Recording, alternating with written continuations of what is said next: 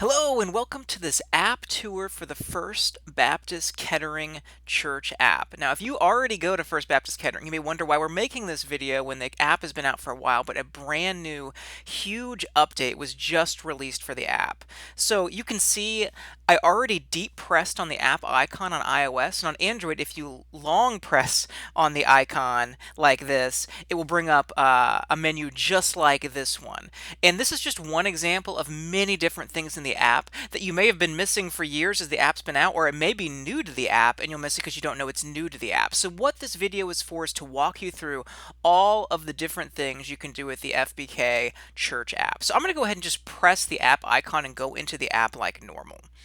So I open the app and I'm presented with this home screen. So this is brand new to the app. Before you'd open the app and you would just have the splash screen stay there on the screen, but now you're in the home screen. You can see you have all of these new options available to you. Some of these options take you to areas that were already in the app, and some of these options offer new things that have never been in the FBK app before. So first of all, you can see in the top left corner is the Bible reading plan. So I'm going to go ahead and press that and it will take me right into the reading plan. You can see I'm on the first day because I've never read from the reading plan before in this app. And I can go ahead and press Genesis 1 through 31, and it will take me to the passage to be able to read it from within the app. Now you can see in the bottom right corner, there's magnifying glasses and there's always also arrows. So I can use the magnifying glasses to zoom in or zoom out, and then the app will remember what the font setting I have is. So it'll stay, so the text stays as big or as small as I want it. And below that, the arrows will take you through the passages. So you don't have to back out and then select the next one. You can just click through. So I'm going to go ahead and click back though, instead of going to the next one. And you can see it takes me back, and you can see the app remembers I have read Genesis 1 through 31, but I have not read Genesis 2 1 through 25. So if the app is completely killed and reopened, it will still remember your progress and even individual passages you have read. So I'm going to go back into 1 through 31, and then I'll select the forward arrow instead, and it will take me into the second passage. And then once I click the forward arrow again, you can see it takes me out here and tells me I have finished today's reading. Now, if I close the app and reopen it, it will actually, when I go into the Bible reading section, it will actually take me into day 2. Or if I want to keep reading, I can use the arrows at the bottom of the screen. You can see where it says week 1 and then it's over a 1. I can click the forward arrow there and it will take me to week 1, day 2, and I can just keep reading. So a scenario that could happen is you could have a group of people that are going through the Bible reading plan together, and then they run into someone else. They're saying, hey man, you should be going through the reading plan with us. So now what do they do? Do they go through and quickly read to catch up? Well, that's great, but that could be a big undertaking if they're on week 20 or 25. So instead, what we have added is a tool. In the top right corner, you can see that clock. If you press that clock, it gives you the ability to jump to any week and any day. Now remember, we were on week 1, day 2 because I had selected that. So that's what's showing up now. But if I have a group of friends that's on, say, week 24, day 4, they say that's the day we're on today, I can go ahead and press start, set new starting date, and now the app will load up day 4 week 24, and it will always treat the app as if this is the day I'm on. So it just skipped me ahead. So if I go back, it doesn't remember I've read that. It won't show that I've read it, but it treats me as if I've read up to that point. So that's a great way to be able to catch up with people and then go along with them. So now if I select Jeremiah and go through, you can see it still remembers the reading I've done. And then when I finish today's passage, when I open the app next, it will be day 5 of week 24 instead of day 3 of week 1. So that gives a great idea of the power of this reading plan. The reading plan goes through 5 days for every week. So the idea is to help you walk through the important passages of the Bible that make up the foundation of the Christian faith. And it doesn't go through every single thing. Like, it will not go through all the genealogies, but it will walk you through all of the core parts that make up the Christian faith. And it will do it in a year by reading 5 days of the week. So 2 days you don't read, 5 days you do. Or, I mean, you could read 7 days a week. You're just going to get through the plan in less than a year. And then you can see also there is the option for a memory verse, and that memory verse stays the same throughout the whole week. So every week you have a new memory verse for that week. And if I click into that, you can see the memory verse. Then when I go back, it doesn't actually put a check mark because you're not actually reading it to read it. You're reading it to memorize it. All right, so I'm going to press the back button because now we've gone through all of the Bible reading plan. Next up is the worship playlist. So I'm going to press the worship playlist. Now, before I do that, though, the worship playlist is powered by Spotify. So if you don't have the Spotify app on your phone, a pop-up will appear and it will ask you if you want to download the Spotify app. If you follow the steps, you'll download it, and then you can set up a free account. You don't have to pay a cent. And then once you have that download on your phone and set up, when you press the worship playlist button, it will take you right into the FBK worship playlist. So I'm going to go ahead and press that. And I already have Spotify downloaded. So here I am in the playlist. And what this is this is the Sunday worship for the upcoming Sunday. So you can come in here and actually listen to this worship that will be at FBK this Sunday. So it's a great tool. Or say on Friday or Saturday, you can come in here, press that. You can see the shuffle play button. This is a free account, so I could press the shuffle button and start playing from the worship set list, and then I can press the FBC Kettering button in the very top left corner of the screen, and it will take me right back into the app, and I can continue listening to that music on shuffle play, so it will just keep playing. So that's a really neat tool for whether you just want to listen to the music and then you can just back out of the app and just have it playing in the background, or you can start playing the music and then come back into the app, and you could even come in, start playing shuffle play, come back into the app, and start doing your reading plan while listening to FBK worship, which is an awesome way to go about doing the reading plan. Next up is the media button. A lot of this is the same as what was here before, but what you have here is a list of sermon series at the bottom. You can select any sermon series and then select the sermon from that series you want to listen to. But you can see at the top, you have All In, which is what used to be the Videos button. So that takes you to the videos for FBK. And then you have Jesus Speaker. So Jesus Speaker is based off of a sermon series that FBK is going through right now. And it runs through a bunch of different things, but the final Sunday is about Jesus Speaker, and the goal for FBK is for everyone in FBK combined to have 6,000 Jesus Speaker conversations, and this is used to be able to share those conversations that you have. So while this is very relevant now, it's going to become even more relevant over the coming weeks, and you can see you have access to it here, or now that we've gone through this section, I'm going to press the home button, and you can see you have access to it here at the bottom right corner, which also takes you right to that same Jesus Speaker page. So I'm going to go back to media real fast for one other thing. You can see in the top right corner you have this folder. So I'm going to select that, and it says I don't have any sermons downloaded at this point. So let's say I want to go back to, let's just say I want to listen to the first message from Transformed. I can go in here and I can see I could listen to it right now. You see you have a listen to audio button. I could read the sermon notes for that sermon, and that's the notes button, but next to the listen to audio button I have the ability to download this message. So if I go ahead and press that, you'll see it will start downloading, and you can see the progress for the download going. So once this is finished, if I listen to the message, I'm no longer going to stream it. And the neat thing about this is if I say listen to audio now and I'm at home, it doesn't matter. I can stream it. I'm not using up data. But if I want to go running or something, I may not want to be streaming the message through the app. So I could download the message at home so that then I can listen to audio, and I'll be listening to the downloaded version when I go running, which is actually something I do, and it's a pretty neat thing that you can do with the app. And then you can see in the top right corner when I'm viewing a message is a share button. So I'm going to go ahead and press that, and it brings up different sharing options. So if this is a message that really means a lot to me, or I think it would mean a lot to someone else, I can press this and I can text a link to the message, email a link to the message, or even share it on social media from within the FBK app. So I have the message downloaded. Now I can press listen to audio, and it will take me right in to start listening to the message, and it plays right away because it's downloaded, so it doesn't have to buffer or anything since it's downloaded. And then you can see the bar right below the time. I can swipe my finger and I can scrub to anywhere I want in the message, and it's going to scrub right away since the message is downloaded.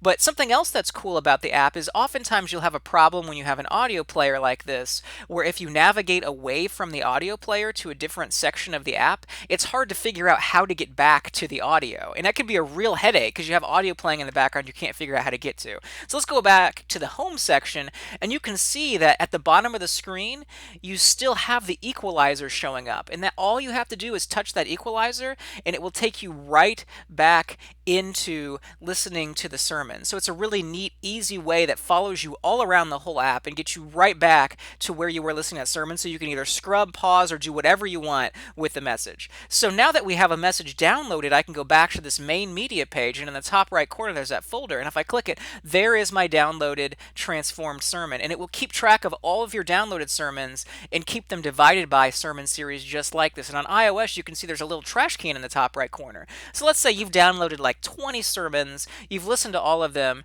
and you really don't want to go through and just keep deleting them one after another to free up memory. What you can do is select that trash can, and it gives you the ability to delete all of the downloaded messages.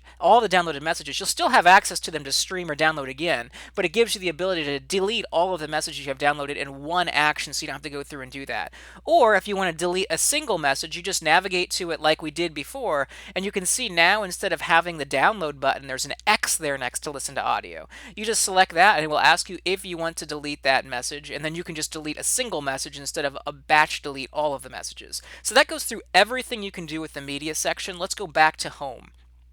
So we've done Bible reading plan, worship playlist, and media. Next up is sermon notes. Now you can see that's one of the tabs in the bottom left corner, but I'm going to select the sermon notes text there on the home screen, and it will take me right into the sermon notes. If you haven't already been using the sermon notes at FBK, it is a fantastic tool and one of the best ways to follow along with the message on Sunday morning. Because not only do you have all of the sermon notes written out really well like this with passages and bullet points, but you also have the ability to touch any section of the sermon and take a personal note. And if you look at the top of this page, you can see it says touch any section to take a note. So I'm going to touch the serving others with authenticity and sincerity can only flow out of a grace-driven faith in Jesus. I'm going to touch that, and you can see it brings up a section where I can start taking my own note, and I can take as long of a note as I want. And this is what's neat, because if you're taking personal notes, you're going to have limited space if it's on something like a bulletin, and there's also the chance of losing it, having a difficulty having access to it at times. But I can just type, let's say, note 1 here, and then I'm going to scroll down, and for serving others is both opportunistic and strategic,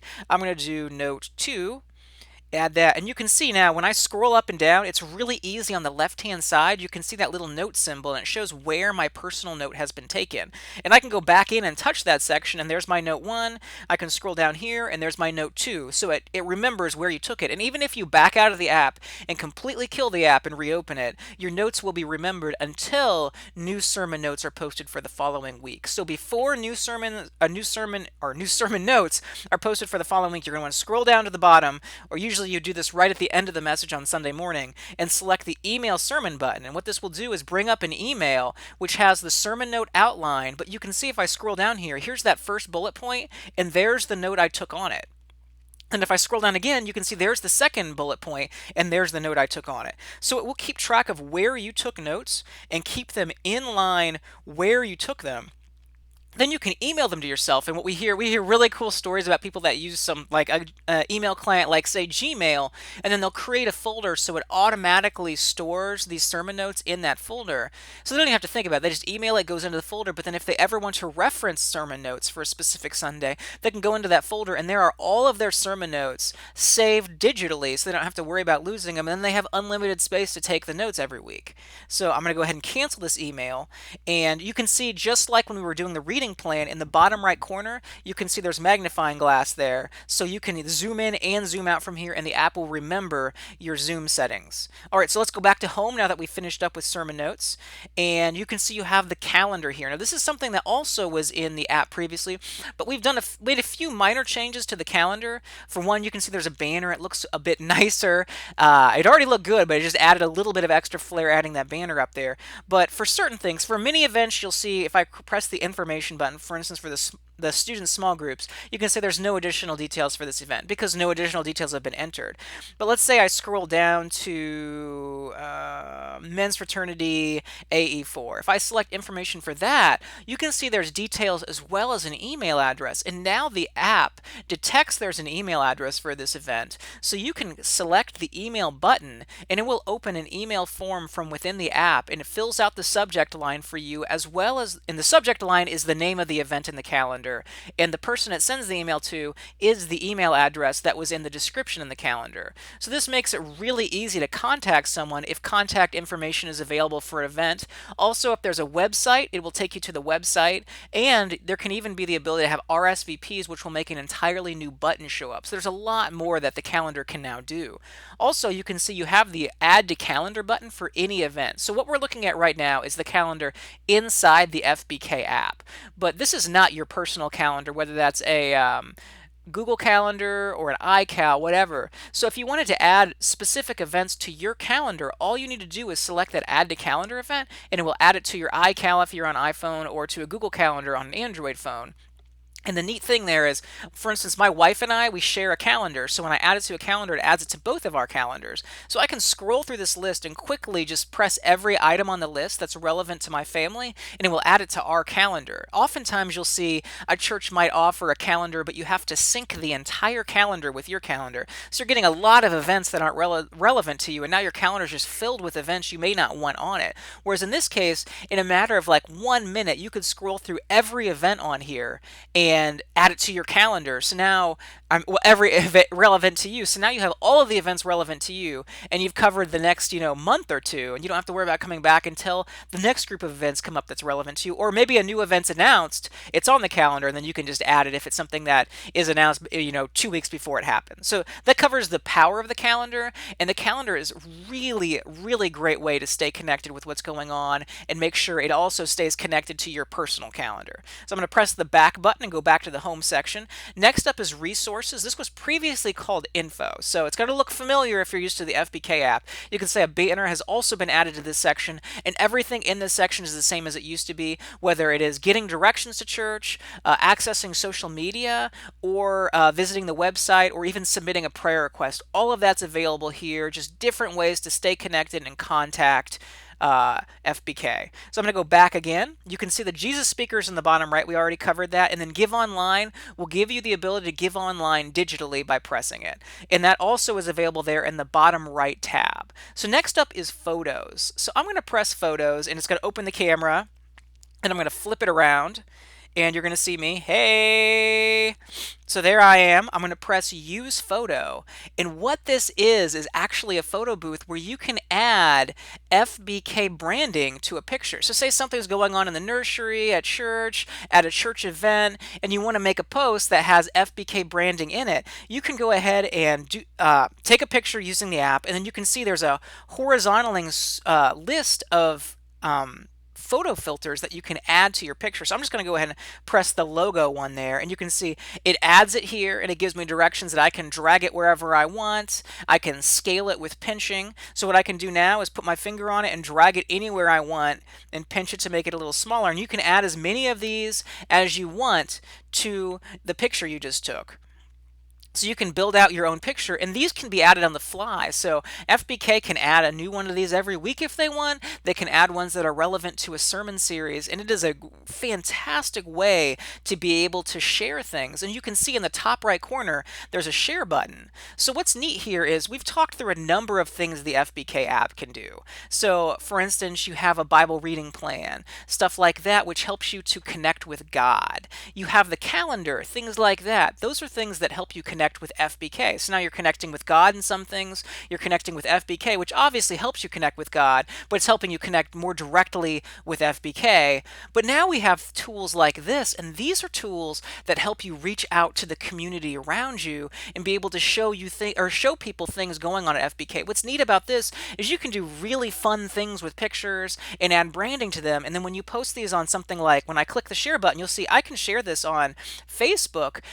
This is going to show up on my Facebook feed, and it's really going to catch people's attention if I build it out. So, I make a fun picture, people having a good time, and add branding to it. I can so easily create a picture and even add text and post directly from within the app, and it's so easy and gives you a way to create something fun and get people excited, whether they already go to FBK or whether you want to invite them to FBK. It's a fantastic tool for reaching out to the community and getting people excited about church. So that covers everything obvious in the app. And I say obvious because there's one thing I haven't mentioned which you don't even see in the app. But before I dive into that, remember when we started this, we talked about these quick actions.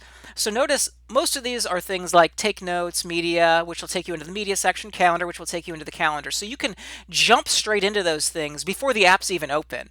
But one that's really cool is the take photo ability, because if something's happening and you really fast want to dive in and get a photo, this gives you the ability to, in a single button press, get right in and jump in and take a photo and be able to capture the moment, whether it's something happening at church or anywhere else. You can quickly do that from Android or iOS and jump right into the camera. And that's just an example of how that feature of being able to jump right into the app quickly could actually be super helpful and just make it more convenient for using the app. So the one other thing that we wanted to bring up is actually in iMessage. This is only available on iOS. Apologies to Android users, but this is just something that's only possible with iMessage right now. And I'm in iMessage, and what I can do, and you're actually seeing this on running on iOS 9, but on iOS 11, stickers are even more prevalent. We use an iOS 9 device because we want to test on older devices to make sure things work well on older devices. So I'm going to go in here, and you can see the looks kind of like a compass symbol. I clicked that arrow. You can see the arrow to the left of the iMessage field, and then I'm going to click that compass symbol, and it takes me into a stickers section. In the bottom left corner, you can see a grid.